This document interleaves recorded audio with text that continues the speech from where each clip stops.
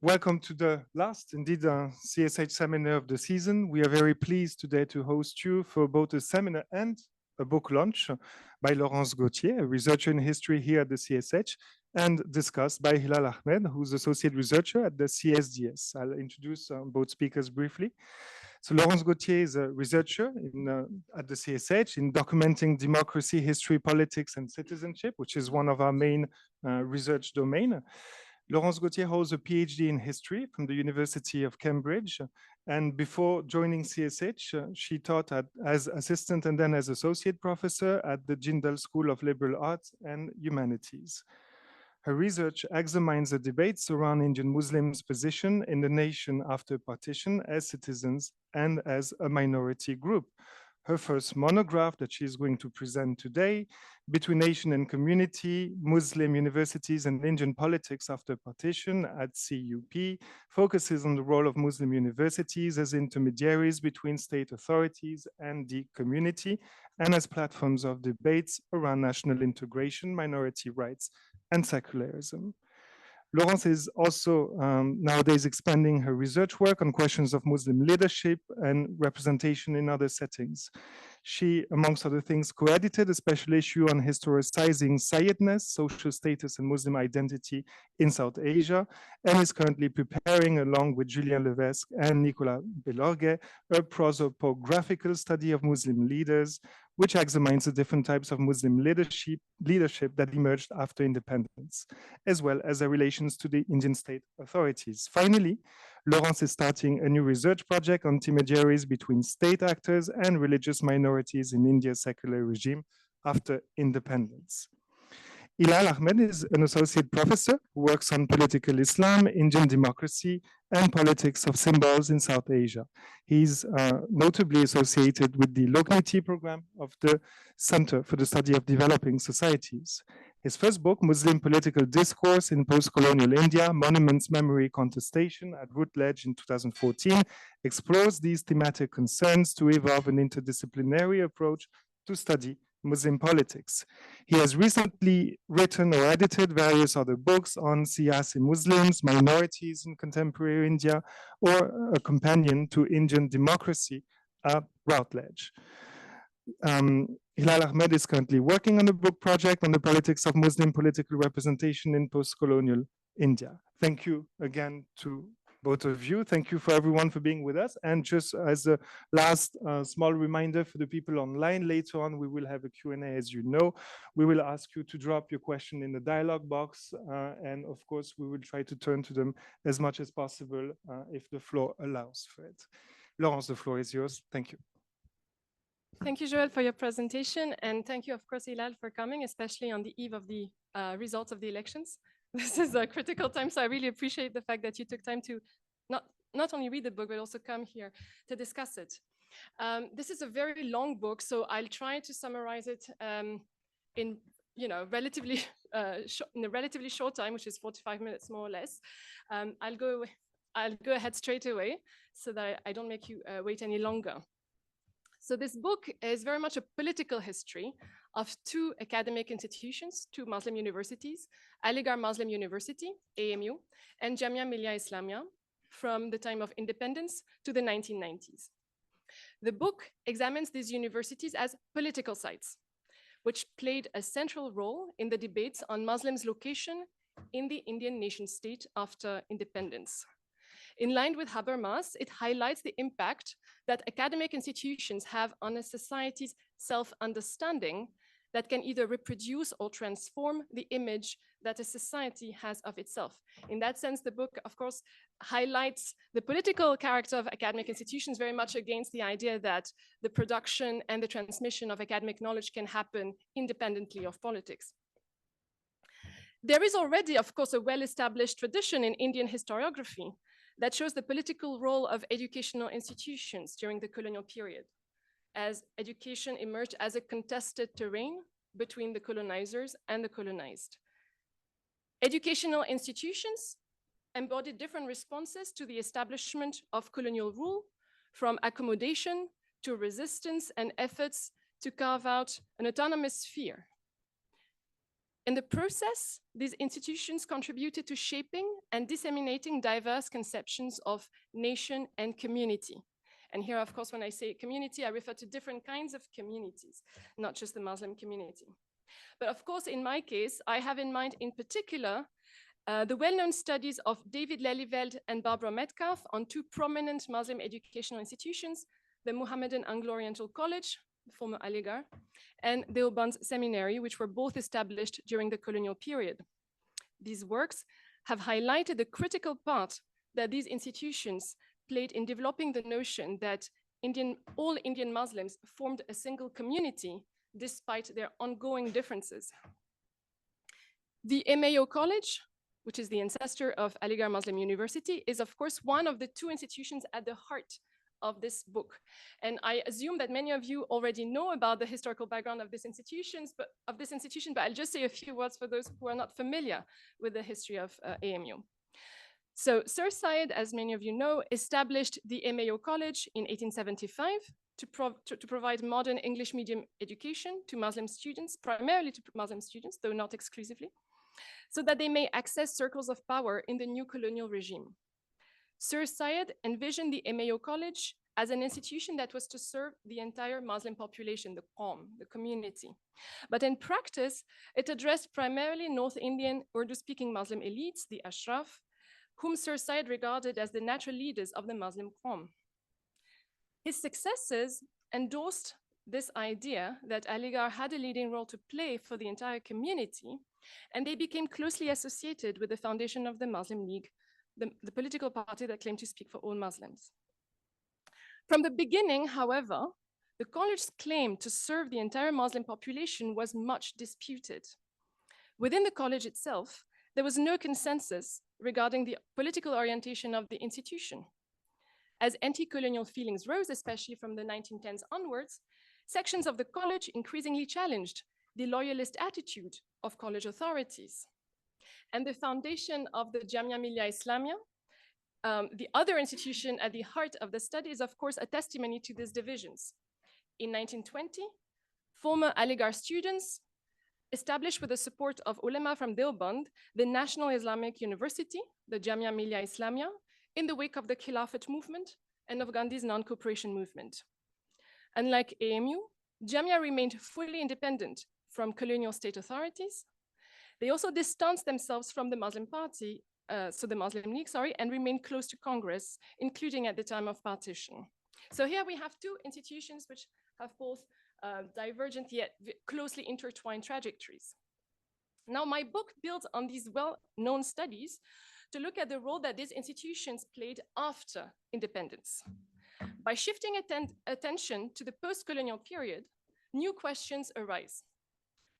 What relations did these two Muslim institutions develop with the new state authorities? How did partition affect their political stature? And what role did these institutions endorse in the nation-building project? And this question, of course, is very much at the heart of the book. For the new state authorities, educational institutions, especially universities, had a critical role to play in nation-building.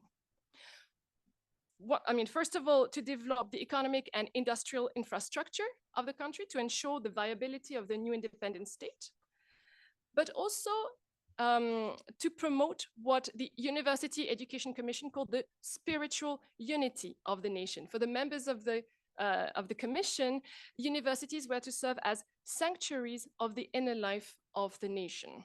So especially in the aftermath of partition, the role of the universities was really to foster what came to be known as emotional integration. The question is then, within this framework, what role did state authorities envision specifically for Muslim universities? Unlike private Muslim schools or madrasas, after independence, both AMU and Jamia became public institutions controlled by the state.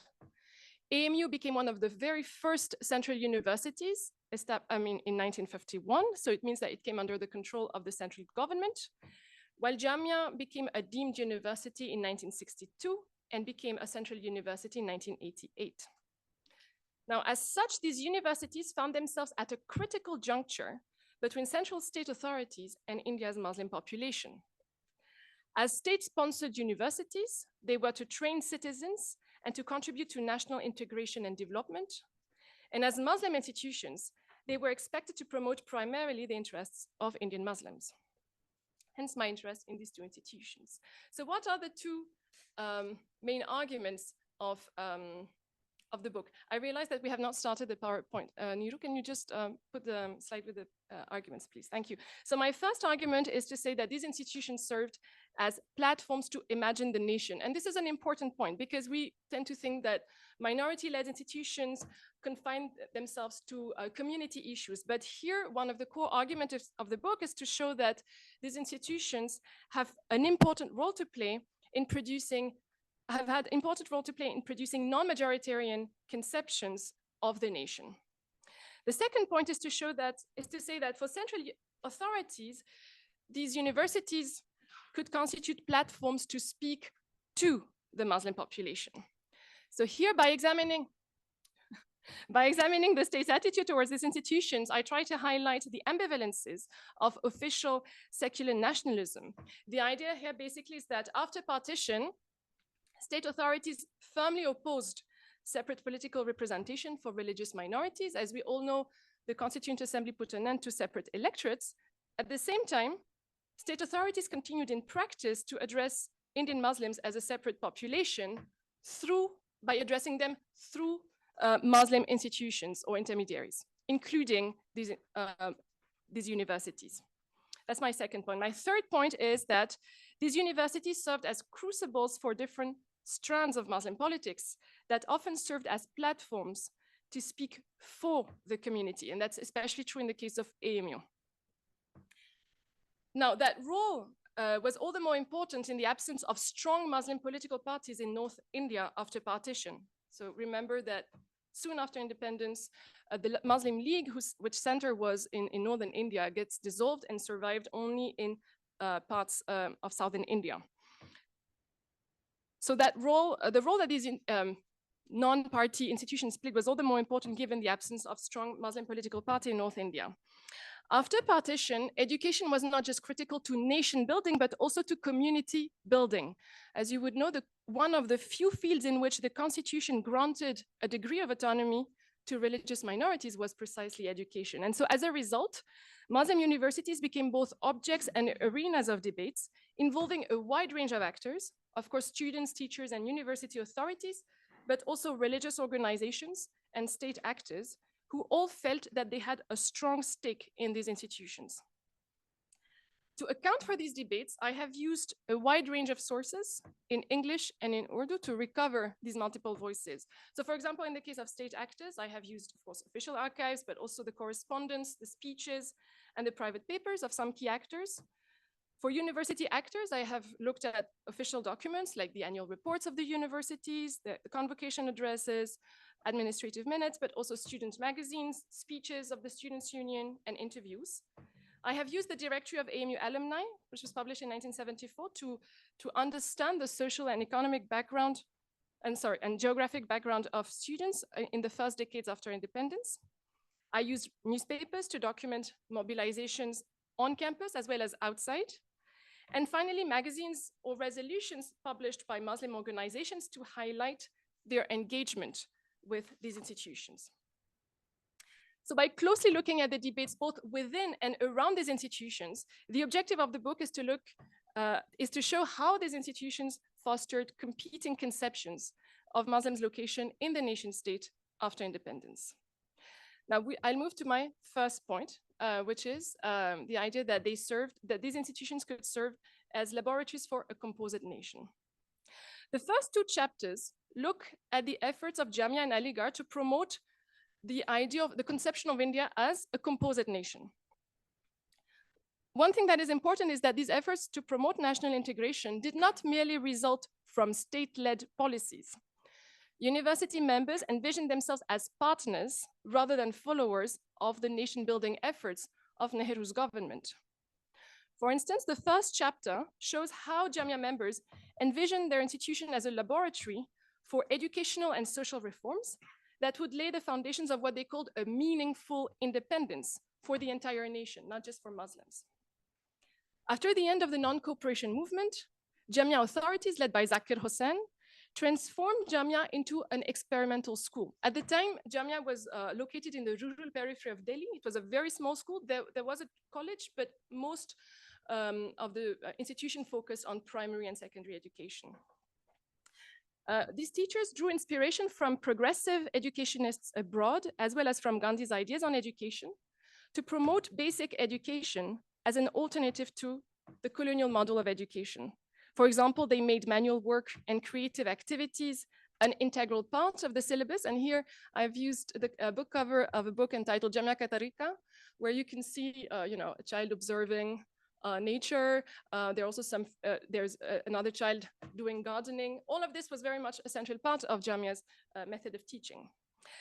Teachers also chose simple Urdu over English as the main medium of instruction. And this choice was important at two levels. First, it was an attempt to develop a model of education that was relevant and accessible to the larger number, not just to the elites. Teachers saw the education as a tool of social reform, and this also explains why they made the promotion of adult education one of their main objectives. The second objective was to resist the growing polarization of language along communal lines at a time when Hindi was associated increasingly with Hindus and Urdu with Muslims. And here, for example, teachers deliberately made the teaching of both Hindi and Urdu compulsory subjects at the school. Much like Gandhi, Jamia authorities envisioned basic education as the foundation for a national system of education. In 1937, Gandhi appointed Zakir Hussain at the head of the Varda Committee in charge of drafting a new scheme of education for the future independent nation. 1 year later, Zakir Hussain headed the Hindustani Talimi Sangh, which was the organization in charge of disseminating these educational reforms. For Mohammad Mujib, his colleague at Jamia, this position allowed Zakir Hussain, here I cite Mujib, to imprint the image of Jamia Millia on thousands of minds. Now, of course, this was an exaggeration of Jamia's actual influence, but it says something of Jamia's aspiration to play a meaningful role at national level. Jamia's strong patriotic stance was deeply imbued with Islamic values. Contrary to the idea that more religion leads to more communalism, Zakir Hussain defended the idea that it was the false interpretation of Islamic principles, not Islam itself, that had led to the rise of communalism. In 1937, at a time when communal tensions were growing post the 1937 elections and the breakup between Congress and the Muslim League, Zakir Hussain contrasted the new Muslim schools, to cite him, like Jamia, which were based on Islamic ideals, with, I cite him, the old system of Muslim education identified with one class of Muslims looking to preserve their self-interests, which was, of course, a not so hidden reference to AMU, accused of pursuing the interest of the Muslim elites in the garb of religion. Zakir Hussain and his colleagues made the notion of service a central part of Jamia's ethos. In their eyes, service to society constituted both a religious and a patriotic duty. As Muslims, Hussain argued, we are committed to the attainment and maintenance of freedom, to the removal of slavery, ignorance, and poverty. By claiming simultaneously a strong attachment to Islamic values and to the national cause, Jamia teachers opposed, of course, an instrumental use of religion, but they also challenged the Hindu majoritarian discourses on the rise then, which projected Islam as an alien religion. Jamia's faculty remained committed to the one nation policy, including at the time of partition. During the partition riots and in their immediate aftermath, they actively mobilized to promote Hindu-Muslim reconciliation. For example, some of Jamia's alumni opened a school in North Delhi for refugee and local Muslim children. At Jamia itself, teachers hosted Hindu and Sikh refugee children on campus and introduced classes in Hindu ethics alongside Islamic studies. In class, they stressed the multi-religious legacy of India's culture. And here I'd like to show the next slide, where you see, thank you, a timeline, which was hung on the walls of the Delhi Museum, a small museum inside Jamia, where you can see clearly, that they have chosen monuments, historical monuments that are associated with different religious traditions, the Golden Temple, the Meenakshi Temple, the Taj Mahal, for example. Now, of course, this may sound very familiar because the discourse which highlighted India's composite culture was very much in line with the attempts of the new education minister, Maulana Azad, to harness education and culture to promote national integration. But Jamia did not merely replicate the state's discourse. Their efforts to promote the idea of composite India also stem from their own experiences and efforts as Muslims and as educationists to overcome the trauma of partition and resist marginalization. After independence, Jamia teachers sought to work with state authorities. So whereas earlier they had taken a very strong anti-state attitude because they were against the colonial state, after independence, of course, they wanted to collaborate with the state authorities, but they thought of themselves as a pilot institution, to use one of the words used by Jamia's authorities. For example, they took initiatives. Jamia published, for example, booklets for neo-literate adults on Islam, as well as on the Vedas, the Guru Granth Sahib, the Bible, and the Upanishads. And these booklets were then taken notice of by Maulana Azad's ministry. The ministry praised them as very popular and useful for the village folk. And then they chose to, the ministry distributed these booklets that had been basically conceptualized and published at the initiative of Jamia. So here my point is to say that, again, there's a way in which, yes, there's certainly a convergence in the discourse of these actors, but that does not necessarily mean that Jamia members were merely following. In fact, in some cases, they could be the ones taking the initiatives in this regard. In that sense, the book makes a call to look at national integration, not just as a state-led project that emerged from a single source, but as a project that involved a wide range of state and non-state actors. Remember that at the time, Jamia was still a non-state institution. So a wide range of state and non-state actors, including Muslim institutions, that were all confronted to the immense challenge of ensuring peace and unity in a partitioned country. What we may find surprising, and that's a point that many Jamia members have pinpointed to me, is that despite the obvious proximity between Jamia and Congress members, especially Gandhi and then Nehru's government gave actually limited support to Jamia after independence. And this is all the more paradoxical if you consider that the government paid much attention to AMU, which at the time was widely regarded as a hotbed of Muslim separatism.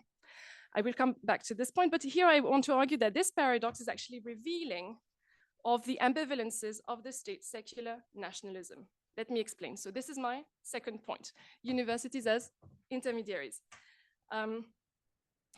Nehru's government paid little attention to Jamia, which they considered to be primarily a Gandhian institution. By contrast, they clearly identified AMU primarily as a Muslim institution and as a center of Muslim politics, which had been strongly associated with the Muslim League. And I argue that it is precisely for this reason that they turned to this institution. Partition provoked a major crisis at AMU. The university lost half of its students, the support of most of its private patrons, and was widely seen, as I said, as a hotbed of Muslim separatism, especially after many teachers and students participated in the Muslim League campaign for Pakistan in 1945-46. In this very tense context, however, Nehru and Maulana Azad sent a reassuring message. As early as 1948, Nehru visited the campus to address students and said, "Do not think that you are outsiders here, for you are as much flesh and blood of India as anyone else." This was a message addressed to university members, but also more largely to all Indian Muslims. Against the idea that India was primarily a Hindu nation that was defended sometimes even within the Congress itself, Nehru considered that it was indispensable to secure Muslim sense of belonging to the Indian nation. At the same time, state authorities, including Nehru, continued in practice to see Indian Muslims as a separate entity. Within this framework, he envisioned AMU as an intermediary through which he could address Indian Muslims and rally them to the nation-building project. Zakir Hussain, whom you may remember as being Jamia's vice-chancellor, became AMU's VC in 1948 with the support of Nehru and Azad, and he shared a similar view. In a letter to the President of India, Rajendra Prasad, he wrote, "To me, the work at Aligarh signified no less than the handling at one of the most significant centers of the chief problem with which Indian statesmanship is faced, the problem of an integrated nationhood in a secular democratic state. The despondent Muslim masses are scattered all over the country. We can dissipate the efforts to revive hope and faith in them. But if we do something significant at Aligarh, it can electrify them. So here you see again how there's this idea that AMU, thanks to its strong symbolic value, can act as a converging point that can crystallize the efforts to rally Indian Muslims scattered all over the country, as Zakir Hussain reminded us. Together, Nehru, Azad, and Zakir Hussain aimed to reorient what was earlier called the arsenal of Muslim India, this is an expression used by Jinnah, into a symbol and an instrument of national integration. But for this to happen, university members first had to sift their legacy in order to detach themselves from their Muslim League past associations, and in order also to prove their undivided loyalty to the Indian nation state, which was not an easy task at a time when the border with Pakistan was still very much in the making, and at a time when many AMU alumni were occupying top positions in the state apparatus. Now, the 1951 Act, which granted AMU Central University status, reinforced state control over the institution.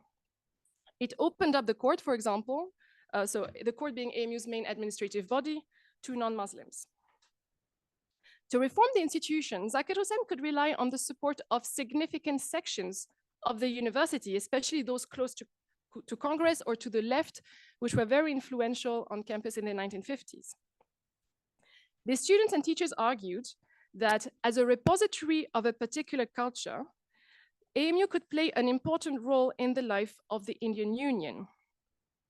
They also put forward the unique composition of AMU student body, where you had not only students coming from different parts of the country, but also a very large section of non-Muslim students alongside Muslim students. For Abdul Alim, who was professor of Arabic and also a former member of Jamia, this made AMU an ideal laboratory to develop what he called a new form of Indian culture. There was, however, no consensus on the extent of this reorientation, including among those who supported these reforms.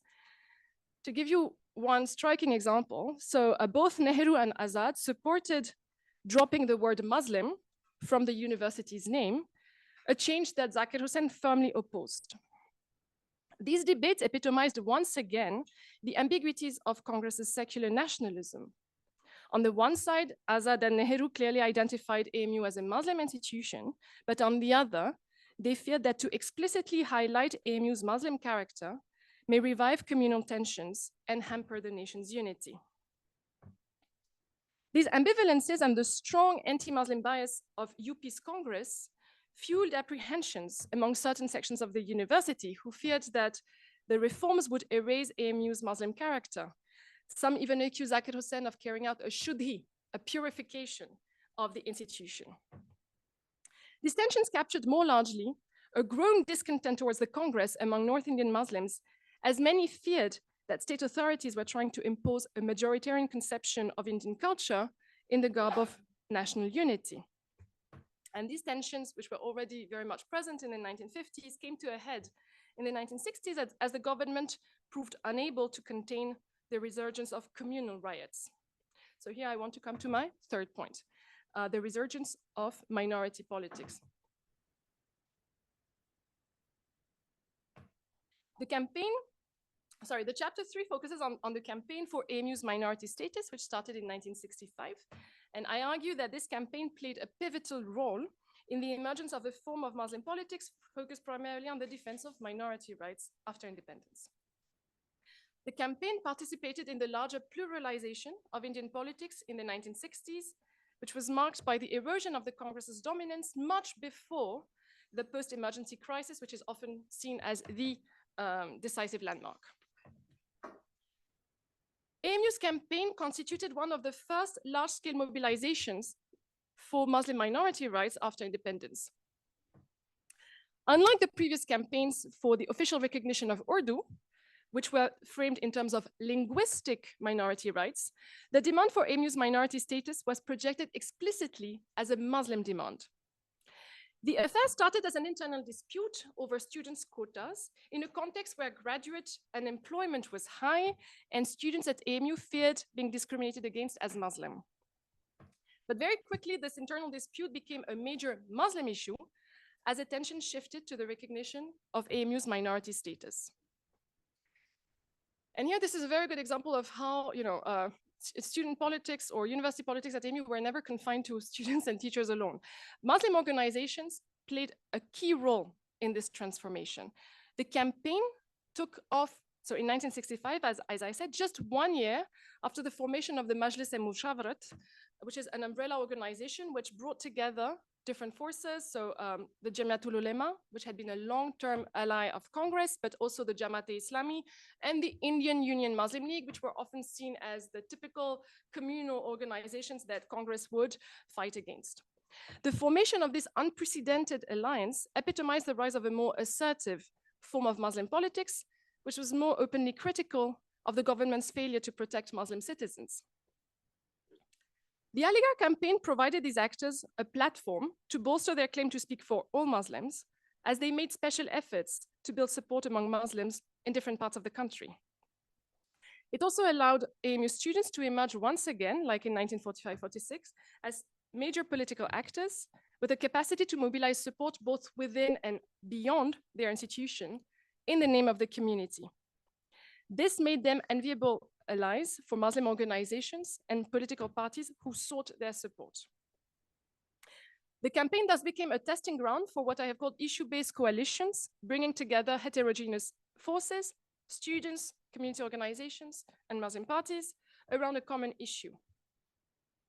In the absence of a strong Muslim political party, this type of issue-based coalition quickly became the dominant form of Muslim politics in North India.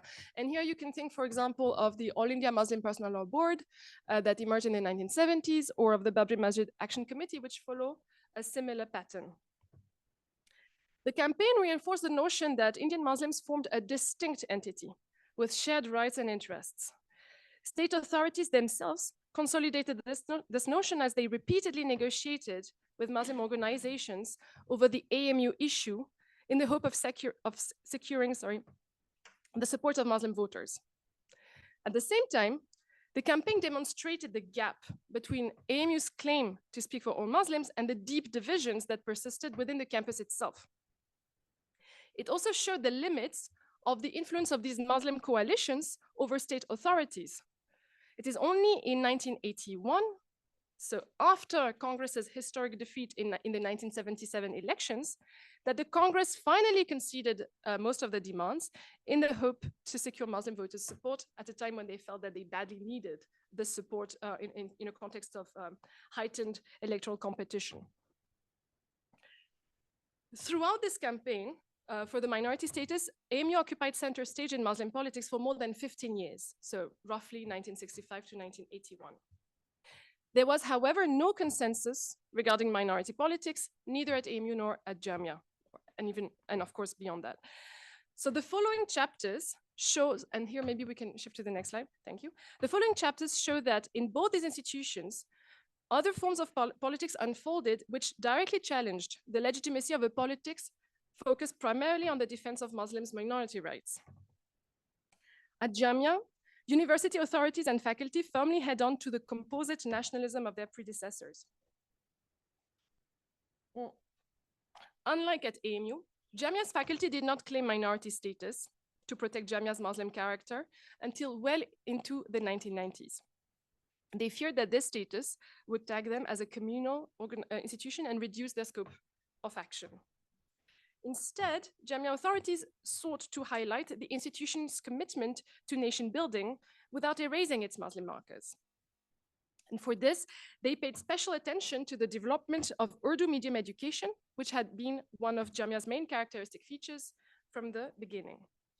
In the 1970s, they proposed to transform Jamia into a central Urdu university with affiliated colleges throughout the country. Now, that was quite a daring move if you consider that Jamia was still at the time a small institution struggling for its finances and which was not even recognized as a full-fledged university. Teachers insisted on Urdu's transcommunal character, which was a way, of course, to resist the fast marginalization of the language as a minority language after independence. The defense of Urdu was not only a secular cover for the pursuit of Muslim minority interests, as Paul Brun's suggests. It was also a way to uphold a vision of the nation in which Islamic symbols could be valued as an integral part of Indians' shared legacy.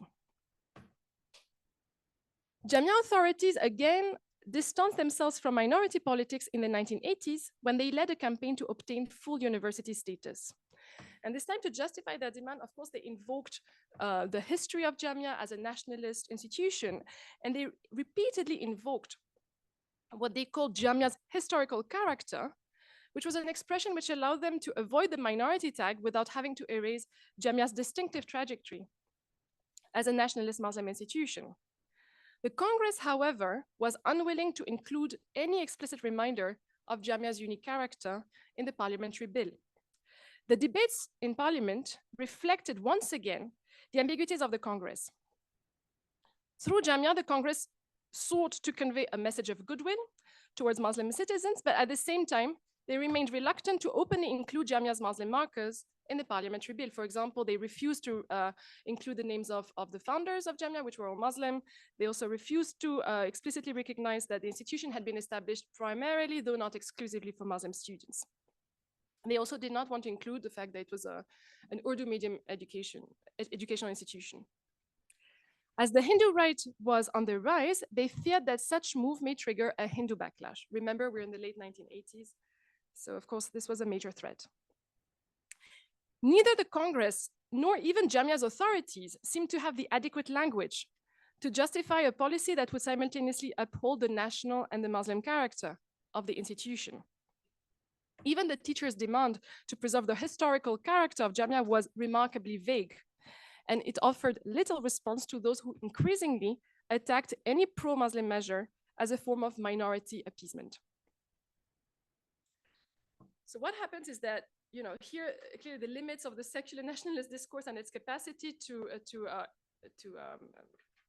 legitimize institutions that are both national and Muslim character were very apparent by this stage. So to step away from this secular versus communal boundary in which they were kind of trapped, university authorities at Jamia and Aligarh increasingly framed their demands and policies in terms of Muslim socioeconomic uplift, especially from the 1970s and 80s onwards. And that's the object of Chapter 5.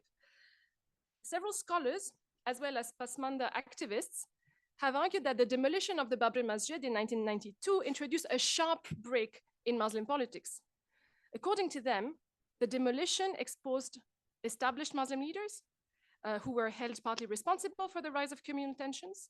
It also highlighted the need for an alternative strategy, which was more focused on economic development and social justice. The problem is that in practice, it's very difficult to completely oppose development and identity politics, or even to argue that elite Muslim politics continuously ignored socioeconomic issues before the 1990s. As many of you would know, the question of Muslim socioeconomic backwardness had been a recurring theme in Muslim politics since the colonial period, and it received renewed attention in the 1970s and 80s, so before the Babri Masjid. Several factors came into play here. One, a feeling of being neglected by the state, combined with the increased consciousness that large sections of the Muslim population were lagging behind in terms of development. In the early 80s, you have the publication of the first major report on the socioeconomic condition of Muslims published by the Gopal Singh Committee.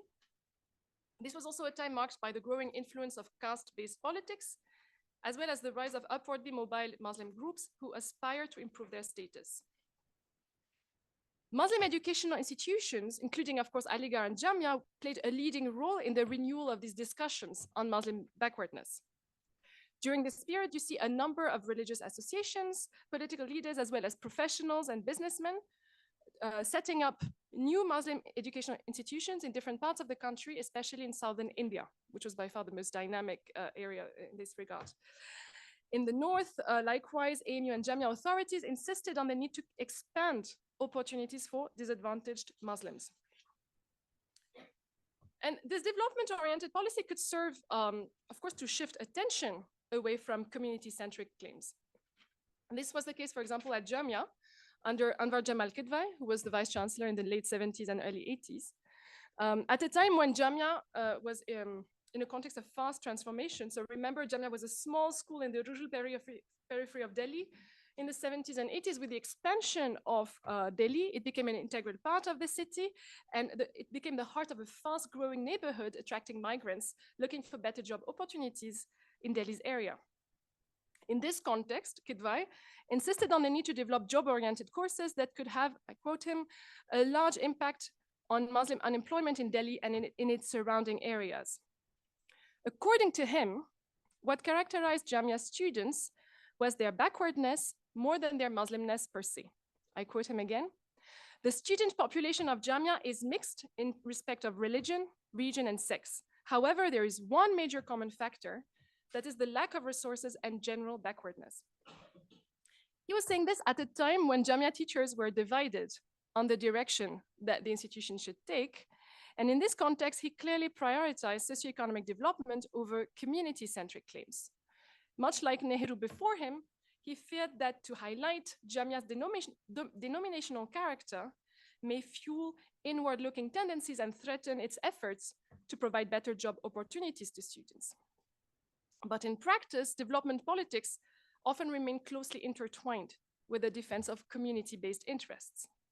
This was particularly true at AMU, where university authorities continue to project the university as an all-India Muslim institution. The AMU Act, which was adopted by the parliament in 1981, strengthened this claim. It officially recognized, that AMU's mission was to promote the educational advancement of all Indian Muslims.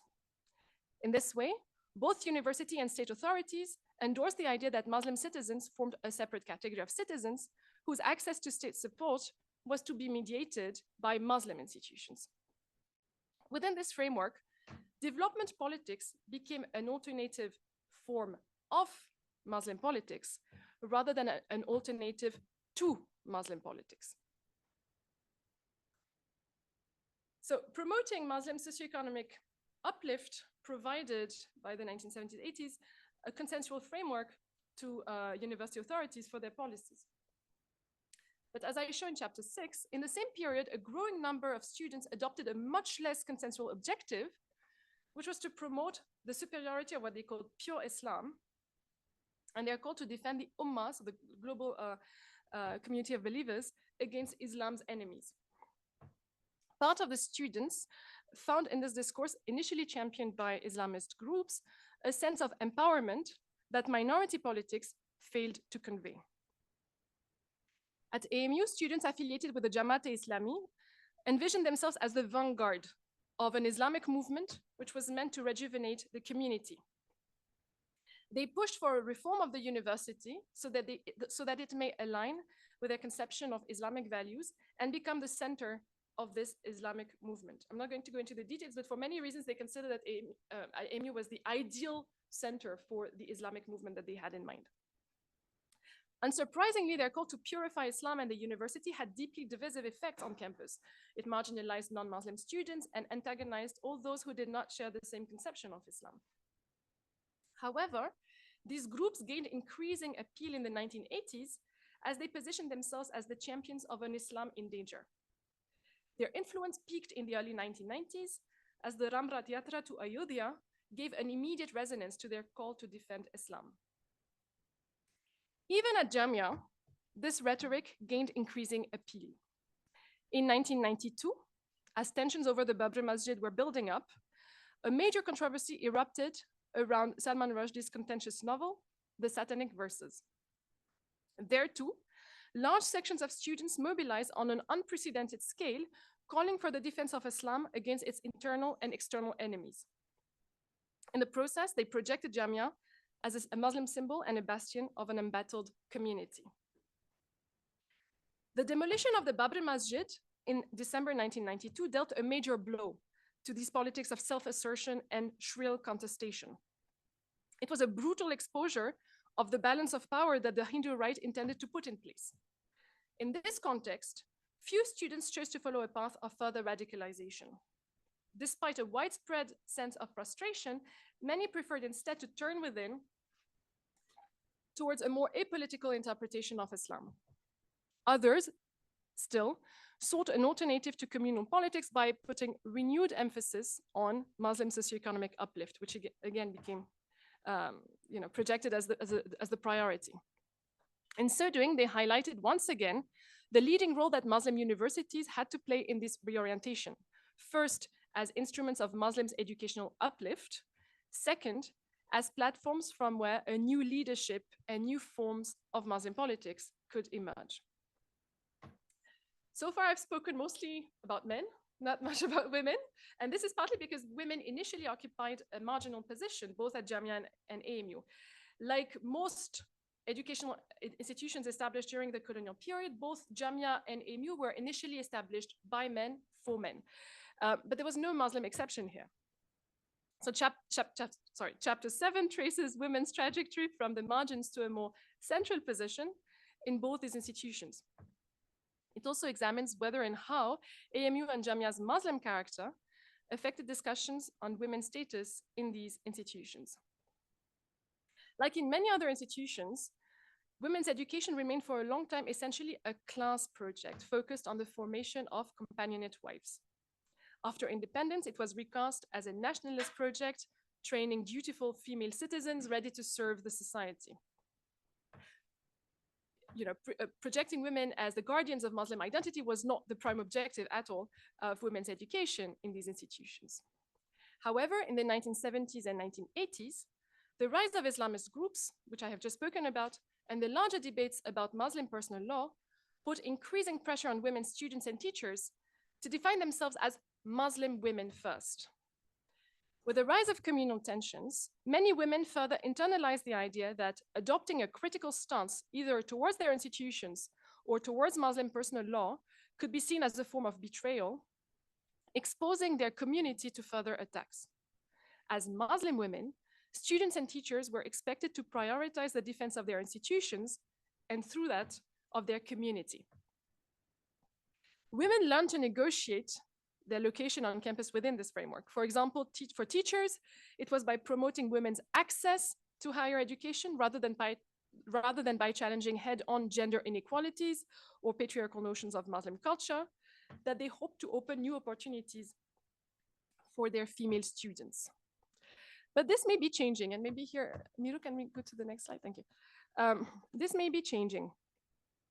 In recent years, both Aligarh and Jamia have been witness to protests and campaigns led by female students, which directly target gender-based inequalities. For example, I have in mind the mobilization of students in the Women's College at AMU to access the Central Library, or Jamia's campaign Pads Against Sexism in 2015.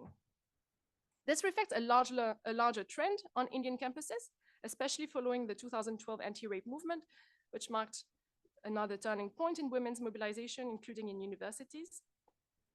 And here, against the assumption that Muslim women are more shy and subdued, students at AMU and Jamia have shown that they could, in fact, play a leading role in these mobilizations. For example, in 2015, students at Jamia launched the Pinjrator campaign, which means break the cage, which was a campaign to protest against restrictions imposed upon women students on campus.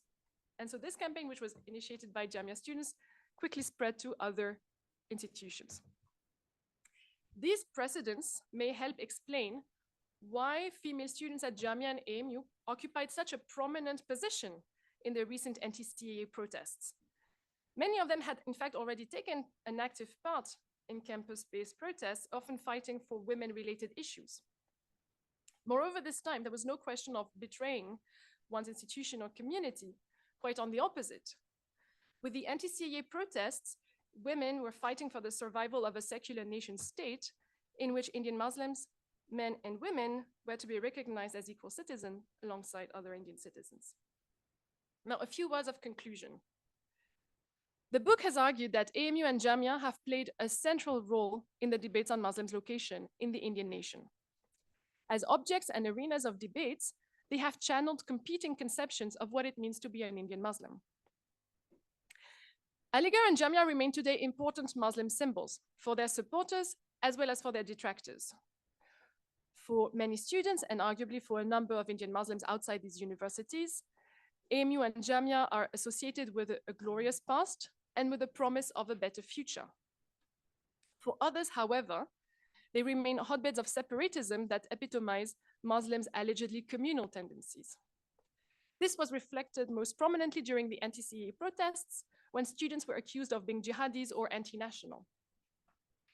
These protests also showed that university campuses continue to play a crucial role as platforms for democratic debates beyond elected bodies and political parties. This democratic function has become all the more important in a context where opposition parties are sometimes reluctant to challenge head-on the narrative of the dominant party, especially on the Muslim question. In the recent years, key opposition parties, starting with the Congress, have grown increasingly wary of being tagged as pro-Muslim. In this context, students' vocal protests against the CAA sharply contrasted with the restraint of opposition parties. Through these mobilizations, AMU and Jamia do not only serve as Muslim symbols, they also continue to provide, much like in the early years of independence, platforms to develop non-majoritarian conceptions of the nation where Muslims can be recognized as full-fledged citizens. Thank you.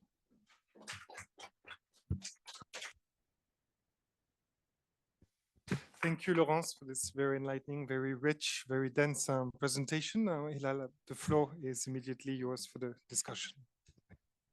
Thank you very much.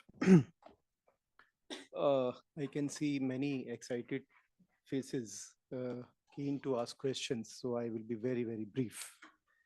We belong to South Asian culture where we need not to read the book to ask questions. So I know many of us have questions even without reading the book. So first of all, congratulations. It's a remarkable book. It's very well written and very well researched. And it is always difficult to convert a PhD thesis into a book, but you did it remarkably well. Congratulations. It is very well researched because it look at a number of different sources and weave a very engaging narrative. And it is written beautifully because it creates some kind of an engagement with the reader. So what I'm going to say is basically a reader response to this. I find two extraordinary things in the book. One is that the book actually documents something called post-colonial, not as a residue of the colonial past, but as a specific subject matter.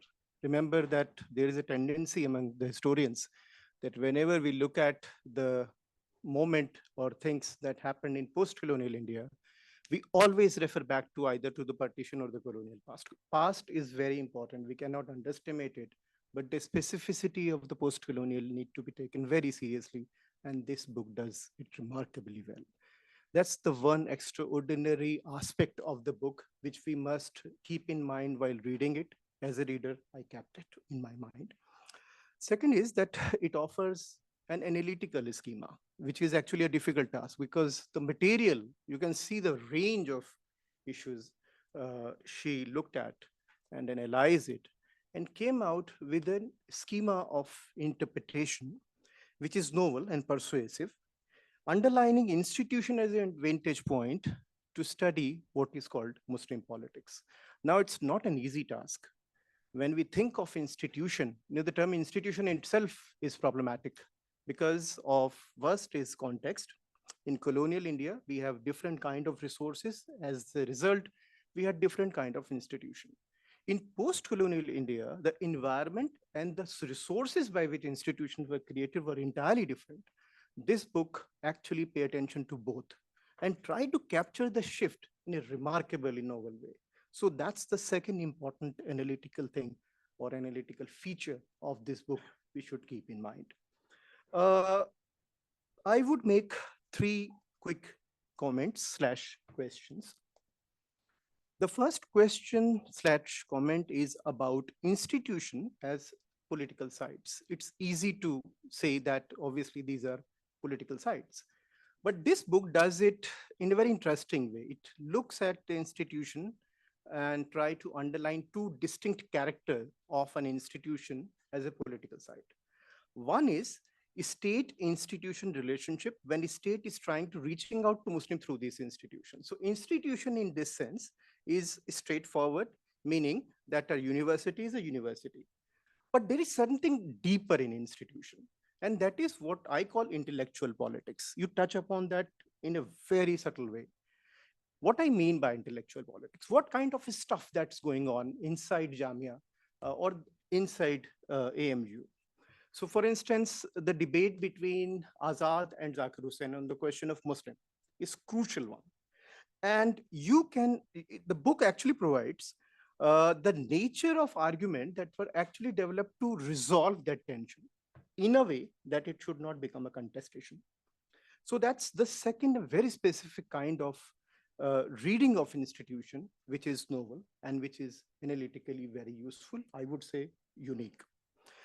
The second point or second set of argument is about, you mentioned, and in fact, there is a section in the book on Nehru's policy, ambivalent policy on this. I would like to come back on this question later because this is one of my central concern with regard to this book. Book gives us a lot of things about that, but it does not analyze it adequately. I'll come back to that point. It's a critical point. Now, if we look at the historical mapping, which this book does, we can certainly find out 4 different phases. It is there in the book. She has not yet tell us that exactly the way I'm going to tell you. But as a reader, I can certainly map out these things very clearly. The period 1950 to 65, we find legal politics of rights, where you have to adhere to the given status of the institution. You take that legality very seriously, engage with the state. The period 65 to 92, when the question of AMU's status is questioned, etc., and there's a lot of discussion led to formation of personal law board, etc., and then later to not Babri Masjid Action Committee, Babri Masjid Movement Coordination Committee, which actually led to Babri Masjid Action Committee. These are actually two very different entities. We should not mix them up. At that point of time, we have a different kind of politics, which the book, which I would like to call radical politics of rights, radical politics of minority rights. So first is the legal politics of minority rights, then you have a radical politics of minority rights. The third phase is 1992 to 2014, where you have a politics of inclusiveness, where the question of backwardness, marginalization of women became central. And this politics is actually gel very well with the narrative of inclusiveness that was happening during that time. And finally, 2014 till now, we have a politics of survival and accommodation. I do not want to touch upon this because the book does not take only one, anti-CEA protest is mentioned, so there is no need to discuss the contemporary.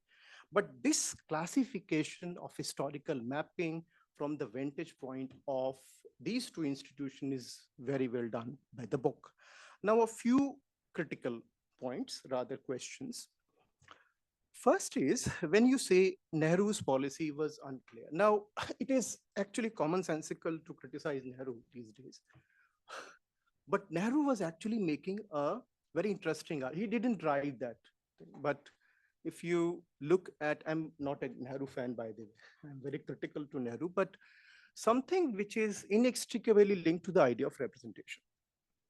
And we have to locate these institutions in this framework. So Nehru was actually evoking 3 different conceptions in 1950s till he died. First is representation. In political sense, he would say that there is no need for any separate quota for anyone except scheduled caste, scheduled tribe, etc. So therefore, no separatism, no quota in the parliament, a voter would be entirely secular. So that is called representation in formal sense. Second, inclusion or affirmative action. Nehru was also very clear about that the secular principle must be evoked whenever we talk about inclusion. But the third and the most important aspect in Nehruvian framework was presence of communities. And this is the area where these institutions actually located. So Nehru was not expecting them to send MPs and MLAs. Rather, he wanted to create a public sphere where AMU and Jamia Millia Islamia would represent some kind of an inclusiveness in the public sphere, so that the question of representation should be encouraged on should become more secularized. You need to actually give attention to this kind of framework in order to understand that there was not an ambiguity from the point of view of Nehruvian frame of reference, but there was a systematic way of dealing with that. You touched upon the question of emotional integration. If you read that report, you find exactly these three things there in that report as well. By the way, Indira Gandhi was the head of that commission, and that made remarkably clear sort of a distinction between these three things, which I underlined. Finally, and this is a critical point, final critical point, and then I'll stop. The narratives of politics are crucial, because these narratives, when I say narratives of politics, meaning the manner in which you think of politics in a particular context is very crucial. So you draw resources from that narrative, because those resources will make your point legitimate. So for instance, it was possible in 1950s to think of unity in diversity, etc., because that was the language, the dominant language of politics. And that answers the question, because you did not touch upon the question of backwardness and women's question, why that has evolved only in the 90s. You touched upon the question, you said that it's not, backwardness is not entirely new in that chapter, but there is a need to understand the dominant narrative of 2010s was inclusion. And it was possible to actually, repackage your argument in the language of inclusiveness. So therefore, we need to be very conscious about the context in which certain arguments are made. Finally, electoral politics. You touched upon that when you were looking at Jamia, but what about 1952? Or what about 1967? Remember that Majlis, you discussed that. But Majlis, the making of Majlis was actually inextricably linked to what is called anti-Congressism. So why that anti-Congressism? What was the impact of anti-Congressism on these institutions, etc.? I think we need to be very conscious about it. Having said that, it's a remarkable book. We must carefully read it and then only try to understand the recent, the contemporary moment of Muslim politics. So I stop here. Thank you very much. Thank you very much, Hilal, for reading the book carefully and for making these comments. I think I beg to differ.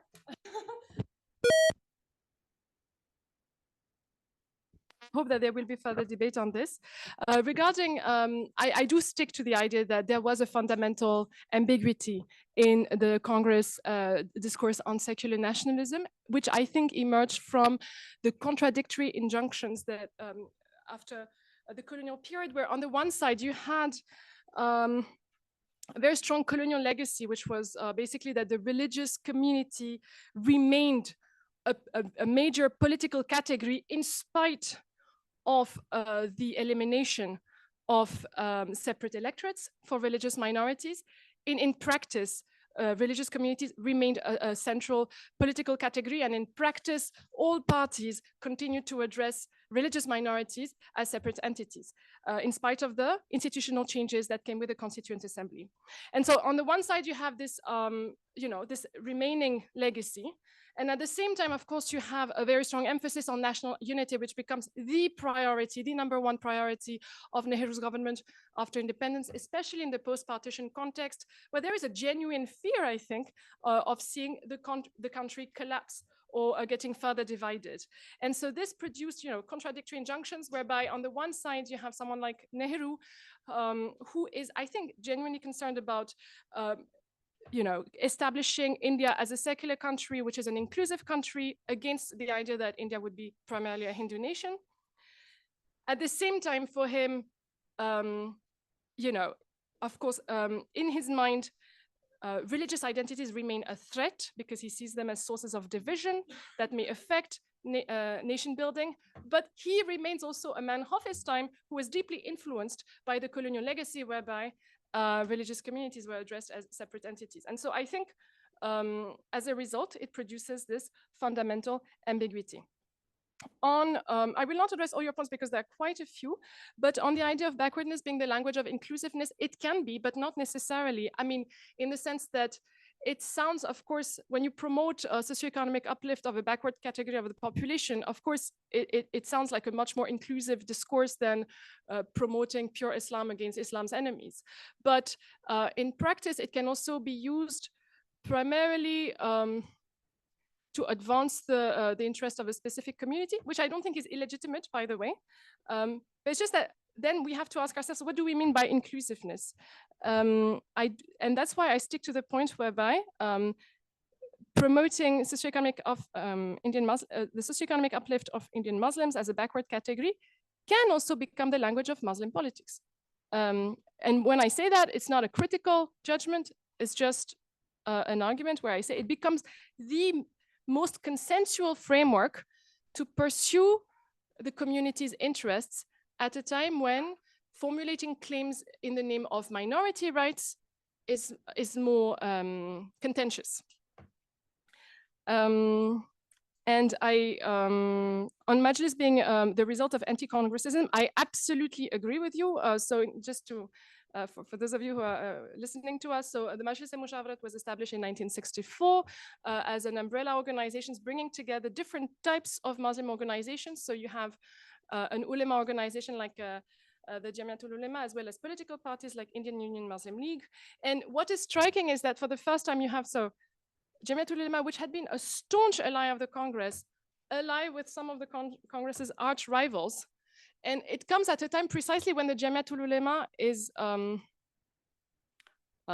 deeply discontented with the inability or even the unwillingness of the Congress to protect Muslim citizens from communal violence, to defend their rights as citizens, and of course also in their mind to uphold their minority rights.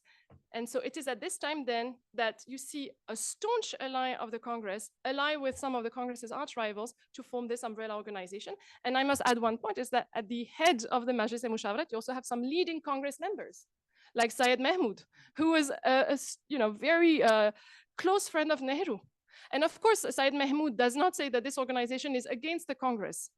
He defends the idea that it's a way to basically put forward Muslims' claims so that then there can be a better resolution of these tensions.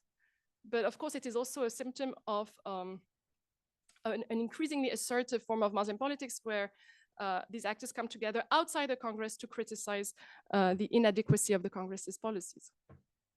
I think we'll take this for a conclusion. Thank you for thanks to both of you again, Hilal. Thank you, Laurence, and congratulations once again for this book. And we'll say see you next season from September onwards for the CSH seminar. Thank you. Bye-bye.